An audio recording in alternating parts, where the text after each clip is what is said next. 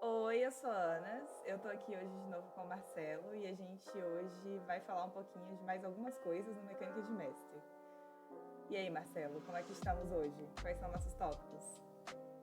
Ah, hoje estamos muito bem. Gente, mais uma vez aqui é o Marcelo, seu grauzinho do coração. Hoje nós vamos falar um pouco sobre os fardos da imortalidade, A sobre a ser. imortalidade parece que ela é bem difícil de lidar com. Ah, com certeza, porque, né, como a gente já havia falado anteriormente, né, os vampiros em teoria são criaturas quase que imortais, né, de fato. Pelo menos, né, em relação ao tempo, eles nunca vão envelhecer. Aí você consegue imaginar você viver por décadas, né, centenas de anos, talvez até milhares de anos, o peso que isso não pode acarretar na mente de um ex-ser humano?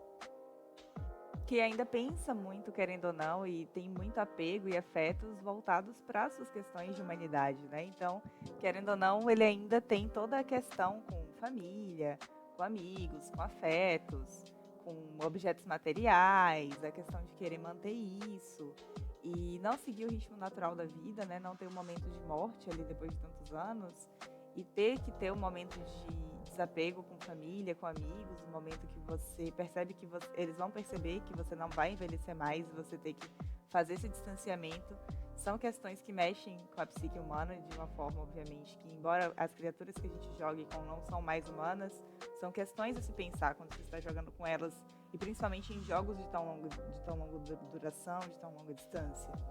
Principalmente jogos que começam mais lá atrás, com cainitas bem mais antigos, bem mais velhos, jogos, por exemplo, que começam na Idade Média, ou que começam na Era Clássica, como é que esses vampiros eles se sentem com o passar do tempo? Como é que as invenções afetam eles? Eles vão saber mexer com... Pense, pegar um vampiro de lá de Roma e dar para ele um celular. Mesmo ele tendo vivido todo esse caminho e tendo visto toda essa evolução. Ainda assim, parece ser bem difícil você colocar um conceito tão novo em uma cabeça que já está há tanto tempo aí, principalmente com seus próprios objetivos, porque a imortalidade se torna um fardo, principalmente se o vampiro ele não tiver objetivos. Exato, né? E o V5, né, ele trouxe uma melhoria de sistema muito interessante, que são as ambições dos desejos, né, do vampiro, para que ele tenha, né, ambições a longo prazo, né, desde que essas ambições, né, elas possam ser palpáveis, elas possam ser alcançadas, né, para que ele não se perca, né, na loucura da imortalidade. E os desejos, né, que são coisas mais simplórias, né, que estão mais rápidos ali de mais fácil alcance. Sim, sim. A outra questão que é um fardo na imortalidade é a questão da, como eu estava falando antes, do anacronismo. Vampiros que não se mantêm Sim. ativos diretamente, que até os que se mantêm bastante ativos, eles têm essa dificuldade de se manter a par do tempo, a par das novas invenções, a par das novas coisas. Então, a questão do V5, né, da quinta edição, com os desejos, com as ambições, mantém o vampiro mais ativo, mais apto, mais voltado e focado para aquilo que ele planeja, para aquilo que ele deseja alcançar. E isso seria muito interessante em jogos mais antigos, como para quem, por exemplo, joga Vampiro Dark Ages. A questão da ambição e da. A ambição e. Ambição e desejo. A questão da ambição e do desejo, eles são seriam bem interessantes e muito bem aproveitados em jogos mais antigos, como Era Clássica, como o Vampiro edição de aniversário de Dark Ages. Lich. E até na de 20 anos, porque assim, tem um problema com a edição de 20 anos que ela tenta fazer uma pegada da primeira à terceira edição de Vampiro e transformar isso em algo mais atual, só que ela continua muito voltada para os anos 90. Talvez até na edição de 20 anos, talvez aplicar esses conceitos que são da quinta edição em outros jogos de vampiro, nas outras edições, seja interessante para manter uma crônica mais voltada para os objetivos dos próprios personagens, para eles terem um norte, para eles sempre terem um norte. Em vez de ficar em natureza e comportamento só, que isso também define bastante o personagem, a gente sabe disso. E Exato. falando mais um pouquinho sobre os fardos da imortalidade, eu acho que a gente já pode entrar na sede, porque uma vez que você é abraçado, uma vez que você renasce como Cainita, a Sim. primeira coisa Mas, que vai estar ali é a sede. Exato. Mas só para finalizar, a gente vale lembrar que o vampiro, né, quando ele passa a viver tanto tempo, né, a mente dele, muita da parte dela ainda é uma mente mortal, não uma mente humana. Então você consegue imaginar você viver por 1000 anos, como você mesmo falou, você vê todas aquelas pessoas que você amou, que eram próximas a você, envelhecerem, morrerem, e você não conseguiria, né, passar por esse ciclo, né, durante 1000 anos. Isso seria enlouquecedor. Então eles têm, né, uma maneira de evitar isso quando a mente deles está muito cansada, ou até mesmo perto de um ponto de ruptura, que é o torpor, né, que é ele descansar por várias décadas, ou até centenas de anos, ou até milhares de anos, para que a mente dele não se fragmente. Mas isso é um tópico que a gente vai falar no futuro. Mas interessante isso aí, antes da gente falar da sede, é que o V5, Né? né, a quinta edição, ela traz a ideia de Toadstones. E os vampiros, ao passar desses milênios, desses séculos, mesmo que não seja mais aquela família mortal, mesmo que não seja aquele cachorrinho, mesmo que não seja alguém que estava ali realmente, ele pode se espelhar em outras pessoas que ele acredite que tenham ideais, ou que ele acredite que sejam parecidas com sua família, ou que carreguem algum traço que mantenha o apego dele à humanidade. Então, o conceito de Toadstone, ele é um conceito muito bom que a quinta edição traz, e é totalmente aplicável às outras edições, embora não de forma mecânica, porque de forma mecânica envolve coisas com a humanidade, envolve outros traços que não vamos discutir por agora, mas assim, de forma narrativa mesmo, é algo bem interessante de se colocar. E principalmente quando a gente fala como eu ia dizendo antes, quando a gente fala dos fardos da imortalidade, a gente tem que falar da sede. Da Exato. sede e da besta, porque elas estão, como a gente já falou no vídeo passado, intimamente ligadas à besta. A partir do momento que o vampiro morre, é criado ali um alter ego dele, que é basicamente todas as suas vontades, seus desejos oprimidos, que tentam não estar oprimidos, tentam a todo momento sair, tentam a todo momento ali tentar o vampiro em questões como os prazeres da carne, as vontades, os desejos, as ambições. Então, a besta, ela não é puramente feita de sede, ela não representa só a sede do vampiro. A besta, ela também representa outros pontos interessantes, como, por exemplo, humilhação que o vampiro possa vir a sofrer. Então, ela representa basicamente a honra que o vampiro guarda para si, seus valores, só que de uma forma muito mais instintiva e bestial. Mas, falando da sede em si, quando o vampiro ele morre e ele renasce, a primeira coisa que ele vai sentir é sede, porque ele precisa de sangue para se manter. E Exato. E né, essa sede, né, é algo muito curioso, porque como a gente já falou, né, na anatomia do vampiro, você não se alimenta mais, né, da comida dos mortais, você não bebe, né, mais água. Em alguns casos você até mesmo pode fazer isso, mas o sabor nunca vai ser o mesmo, né?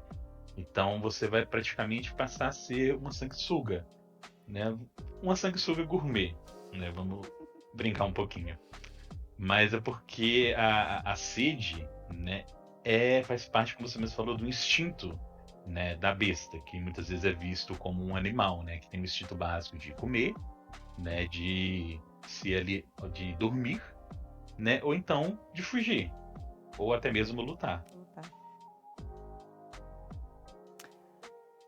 Assim, além disso, é interessante falar sobre a sede, que até as edições, a primeira, a segunda, a terceira edição e até a quarta edição, a edição de 20 anos, a sangue no vampiro era tratado como, mecanicamente falando agora, rapidamente, era tratado como pontos de sangue, né?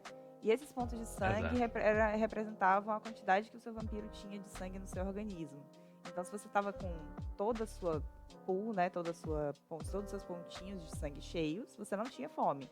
Se eles fossem diminuindo, chegaria a um ponto que era equivalente a depender da edição, mas principalmente na terceira edição e na edição de 20 anos, 7 menos o seu autocontrole em pontos de sangue, que era a sua fome. Então vamos supor que um vampiro ali, que tenha 10 pontos de sangue, um autocontrolezinho, ele com 3 pontos de sangue finalmente estaria com fome. E aí isso significaria que ao se alimentar de um humano, ele poderia perder o controle. Já no V5, a gente tem a invenção muito mais interessante, que erradica totalmente pontos de sangue, e aí agora você tem os pontos de fome. Ou seja, o vampiro ele sempre está com fome. Pelo menos a fome são 5 pontinhos de fome. E ele sempre está na fome 1, a não ser que ele drene completamente o mortal, matando ele. Ele não se sacia da fome. Quando ele mata o mortal, ele está totalmente saciado durante ali, até ele precisar fazer a próxima rolagem de alguma disciplina, de alguma coisa, mas ele basicamente se dá como saciado. Isso implica diretamente em coisas como humanidade, como perda de humanidade, mas isso são questões mecânicas mais pra frente. Mas isso é uma ótima invenção do V5 porque ela traz de volta a questão do horror pessoal, que você é uma criatura das trevas. O seu personagem, ele sempre está com fome, ele é inerentemente mal, porque ele vai querer se alimentar alguma hora. Exato, né? Essa mecânica, né, de o vampiro estar com fome só quando você chegar a um determinado número de pontos de sangue, eu acho que para questão de narrativa, né, ela é um pouco falha, né? Porque a parte legal de você jogar vampiro, né, é você ter que lidar com isso, né, de você ser uma criatura que vai se alimentar de outros seres humanos, né, que até algum tempo atrás seriam seus semelhantes, né, e você pode ter o risco, né, de você não conseguir se controlar, de você ter que matar aquela pessoa para você poder viver, para você continuar existindo. Sim, exatamente. E ainda na sede, vampiros, eles, principalmente para a quinta edição, eles tratam a questão de alimentação de uma forma bem interessante. O sangue dos humanos, eles podem ter ressonâncias. Então, o vampiro ele pode se alimentar de um sangue com uma ressonância X ou Y, uma ressonância sanguínea, uma ressonância fleumática, e ele, a depender do tipo e da força dessa ressonância, ele pode acabar exibindo características ligadas a ela, sem falar que as ressonâncias são importantes para que os vampiros aprendam disciplinas, que são os poderes, os dons vampíricos, os dons que vieram de Caim e dos outros que os ensinaram e por aí vai. Isso aí também é uma questão que falaremos um pouco mais em uma questão mais voltada para a historinha mais à frente. Exato. Essa modificação do V5, né, ela foi muito elegante. Ela foi muito bem elaborada, né? Porque antes, né, o sangue, ele era tido mais como se fosse algo viciante, né? Talvez até mesmo algum tipo de entorpecente, né? Eles não tratam o sangue nas edições antigas, né, com sabores, né, ou até mesmo ressonâncias de forma tão clara como no V5, né? Eles apenas deixavam lá a subentender, né, que alguns narradores até fazem esse tipo de descrição, né, que o sangue ele pode ter o sabor do medo, da presa, do ódio, né, do sentimento, né, que tiver ali naquele momento. Mas o sangue ele simplesmente seria algo realmente muito bom. Seria quando você ingerisse, você seria melhor que qualquer coisa que você tivesse comido, melhor do que qualquer tipo de entorpecente que você tenha utilizado em vida. E falando sobre isso, a questão do sangue que a gente já citou, de outras criaturas, né, de Ah, lobisomens, de magos, o sangue até mesmo de outros cainitas, chega a ser algo totalmente entorpecente a ponto de muitos não conseguirem se segurar e parar como conseguem com o mortal normalmente, principalmente quando é na primeira vez ou não. E isso depende, é óbvio, de testes de autocontrole, quando a gente fala mecanicamente em jogo, mas falando sobre os sabores do sangue, a sede, a gente entra aqui no assunto da caçada. Porque todo vampiro ele vai ter sede, ele vai ter essa sede, independente da hora, ela pode acabar atacando de uma forma muito mais rápida, dependendo da edição. Você pode acabar gastando muitos pontos de sangue e a sede vir muito rápido. Assim como na quinta edição você pode acabar usando muito seus dons do sangue e acabar irritando demais a sua besta com isso. Então você vai ter que caçar. Essa é uma verdade absoluta e não tem pra onde fugir dela. bem-vindo ao mundo das trevas. E aí a gente tem algumas questões. Tem cainitas que eles caçam apenas animais, a gente, jogadores, até É, mesmo em jogo, a gente chama eles dos vegetarianos. Às vezes a gente faz uma piadinha que eles são os vampirinhos é. de Crepúsculo, que só se alimentam de animais. O sangue dos animais não é bom, é ralo, não enche direito, falando mecanicamente, você teria que tomar mais, às vezes mais animais, para conseguir a quantidade equivalente, porque ele é mais ralo. Não, ele não é interessante para o vampiro, é realmente geralmente vampiros com humanidades mais altas ou com fortes sensos de moralidade, de ética e moral, que eles tendem a se voltar para esse tipo de caça. É uma caça que tende às vezes a ser mais fácil, a depender da região, ou a depender da região de jogo pode ser mais difícil. E se alimentar de animais realmente tende a ser uma caçada mais tranquila para o vampiro. Né, no caso, se o vampiro, né, ele tiver algum tipo de experiência nisso, né? Mas essa parte de se alimentar dos animais é muito uma espada de dois gumes, né? Porque a besta, né, ela quer evitar e ela quer sangue humano, sempre. Né? Você pode tentar aplacar ela com sangue animal, você falou que ele é mais ralo, ele não é saboroso, igual o sangue mortal. Mas à medida que quanto mais tempo você fica, né, e algumas edições elas trazem isso, né, se alimentando apenas de sangue animal, em algum momento a besta vai sair de controle, Sim. né, e você vai ter que se alimentar de sangue humano. Né, e quando você for se alimentar de sangue humano, né, vai ser um desastre, porque Mecanicamente você, falando, no Era Clássica, que é bem interessante, tem até um nível de uma disciplina, de um dom, que ele ajuda você a se manter mais tempo se alimentando de exato, animais. Porém, ainda assim, independente de quanto tempo você consiga passar ali, alguma hora você vai ter que se alimentar de sangue humano. E se você passou muito tempo se alimentando de sangue animal, o sangue humano vai ser uma droga extremamente viciante e pode terminar em um desastre muito grande. Então, não é tão legal passar muito tempo. Como personagem, geralmente, se alimentando de sangue animal, a não ser que seja necessário. Sempre é melhor tomar aquele 1 a 2 goles de um mortal do que se arriscar demais desse outro sim, jeito. exato. Tenta fazer isso, né, sempre em casos de última necessidade. Ou você pode simplesmente, né, ter isso como conceito, né, do seu personagem, né, como uma pessoa que se arrepende, né, que vê de fato, né, o vampirismo como uma maldição, né, e se alimentar apenas de sangue animal, né, e ter esses momentos, esses lapsos, né, de necessidade da vitária humana. Isso dá muito gancho para a história. Sim, sim. Seu narrador possivelmente vai curtir bastante, se você for esse tipo de Ah, jogador. É porque assim, é algo que a gente fala assim, porque vai ser um desastre. Isso não é falando assim, não faça, vai ser algo ruim. É exato. falando, faça, porque vai ser algo bom, porque vai trazer história para você viver com o seu personagem, vai trazer história para o narrador, trazer mais coisas para vocês, mais elementos narrativos, mais elementos dramáticos, porque querendo ou não, acima de tudo, Vampiro à Máscara é um jogo sobre drama, é um jogo sobre horror. Então, é exatamente por isso que a gente brinca assim, porque como gostam de brincar, eu sou o famoso jogador combeiro. Então eu gosto de nunca de ter o mínimo possível do, da resposta do que venha de ruim pro meu personagem, sempre ser o personagem que consegue fazer tudo e com o mínimo possível de coisa dando errado.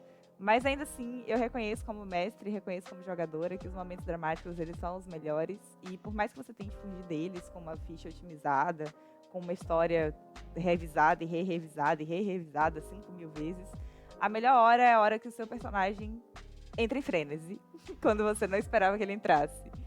Então, falando da besta, já ir falando desses aspectos como frenesi, a besta ela é instinto, ela é o instinto do Kainita. E o Kainita ele tem o medo primordial do sol e do fogo. Isso é o medo do momento que ele é transformado, porque são as duas formas mais fáceis de destruí-lo. Então, ao ser muito irritado ou ao ter algo de sua posse ou alguém que ele ama em perigo, a besta ela pode entrar em um tipo de raiva primordial chamada frênese. E caso ele seja extremamente assustado por algo que possa possivelmente destruí-lo, ela pode entrar em um medo primordial, o Hashirek, que do alemão significa medo vermelho, que é literalmente o medo do sol, o medo do fogo. Exato. Né? A besta, né, como você falou, é como se fosse um instinto, né, animal. E a gente também já falou, né, que você quer matar, você quer dormir, se alimentar, né, ou então fugir. Né? As primeiras edições, né, até o V5, a besta basicamente traz apenas esses quatro conceitos, né, para o narrador e para os jogadores, né, trabalharem em cima. O V5 ele expande um pouco mais, né? Porque ele acrescenta a dominância, né? A besta, ela, quando ela se sobressair, né? Você ter esse instinto, né? De dominador, né? De competidor e ter que vencer ali a qualquer custo, independente da situação, seja ela uma situação, né? De algum tipo de embate físico, até mesmo embate social.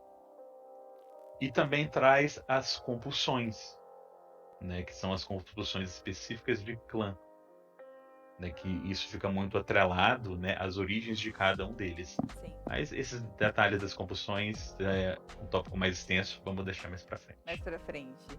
Mas as compulsões, elas dependem do clã, dependem de como cada vampiro vai reagir. Sim. Então, realmente, até da primeira à quarta edição, até a edição de 20 anos, ela realmente só trazia a besta, né? Ela trazia o momento de dormir, que é quando o sol ele se põe, o vampiro sente o sono do pai, ele realmente entra em um torpor, que ele está totalmente morto.